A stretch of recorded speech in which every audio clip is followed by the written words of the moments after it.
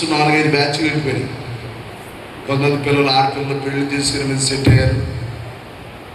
కొంతమంది ఇంకా పెళ్లి కావాల్సినటువంటి కొంతమంది వరకు కొంతమంది జాబులు చేస్తారు. కొంతమంది కొన్ని పరిస్థితుల వల్ల కొంచెం బయటికి వెళ్ళిపోయారు. దేవుడు వారిని కూడా బలపరిచి మళ్ళీ తిరిగి మందిరానికి చేర్చును గాక.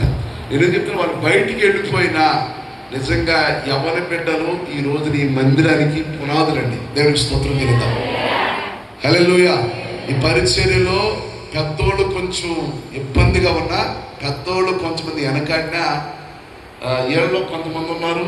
ఇంకా కొంతమంది పిల్లల మందిరానికి కొంచెం కొన్ని అలవాట్లు దూరంగా ఉన్నారు.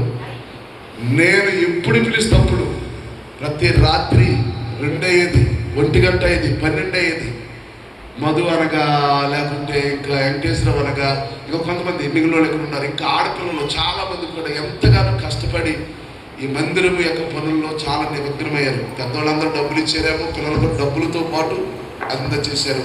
అలాగే కొంతమంది అవరస్తులు ఈ మ్యాట్లు వేయడానికి దేవుడు కృపను అనుగ్రహించారు.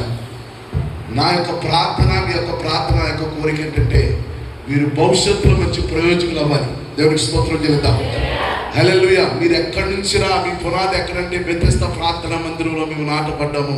అక్కడి నుంచి మంచులంచెలుగా ఆయా ప్రాంతాల్లో దేవుడు మమ్మల్ని నిలబెట్టేటటువంటి సాక్ష్యము వీళ్ళందరి నోట వచ్చును గాక. కాబట్టి నిజంగా ఈ పిల్లలందరిని బట్టి మీరు ప్రార్థన చేయండి. సండే స్కూల్ నుంచి యవనస్తులు ఇలా ఒకరు అభివృద్ధి చెందితే వారి భవిష్యత్తులు ఆశీర్వాదకరంగా ఉంటుంది.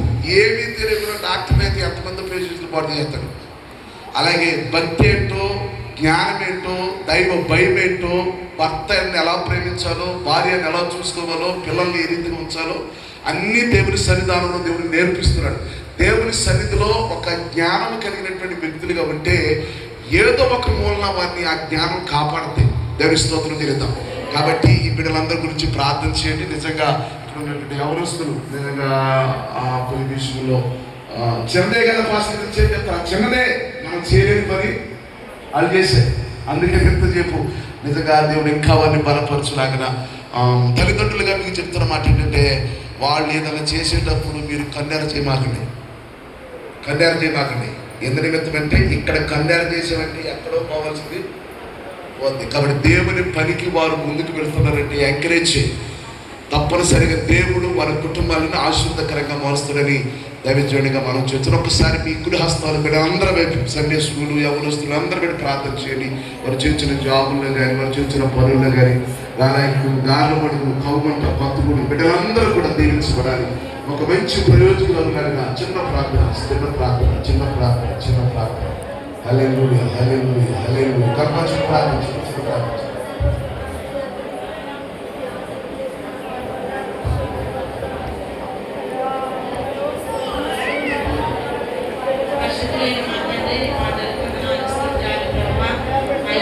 కాల సమయంలో నడిపించారు ప్రభా.